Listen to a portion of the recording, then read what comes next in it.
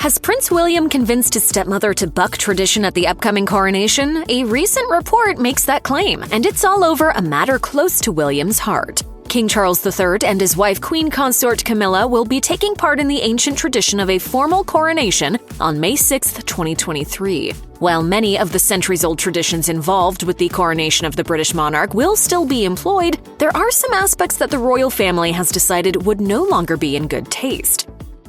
In the palace tonight, all the glitter and pomp of a state banquet.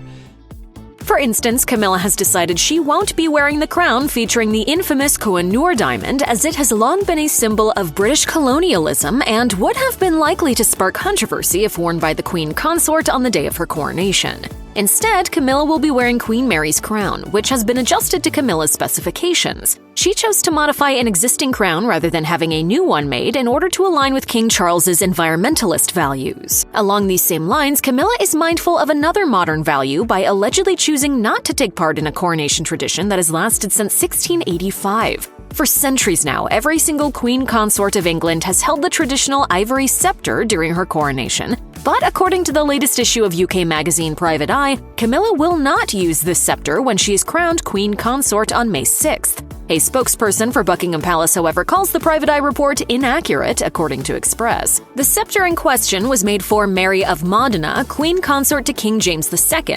It is 3 feet tall, made largely out of ivory, and features a white dove at the top to represent the Holy Spirit in Christian tradition. According to Private Eye, Camilla made this decision in order to please her stepson, William, the Prince of Wales. William has long been an outspoken critic of the ivory trade, which has been responsible for the slaughter and poaching of countless elephants over the course of centuries. Anyone who has been following Prince William's history and the causes to which he has dedicated his time is likely to understand why Camilla may find it distasteful to hold an ivory scepter during her coronation. After all, it might be seen as hypocritical for one major royal to have spent years publicly calling out the evils of the ivory trade, only for another one to use an ivory prop in front of the entire world during a major ceremony. Back in 2016, for instance, Prince William spoke at an international conference in Vietnam, where he urged the British government to place a complete ban on the domestic trade of ivory in the United Kingdom. At the time, he told the audience that elephants were still being slaughtered and poached in what he called horrifying numbers. Citing a then 30% decline in the number of African elephants, he went on to say that even though some efforts had been made to protect these creatures, a betting man would still bet on extinction, unless more was done to curb the ivory trade and protect the endangered species.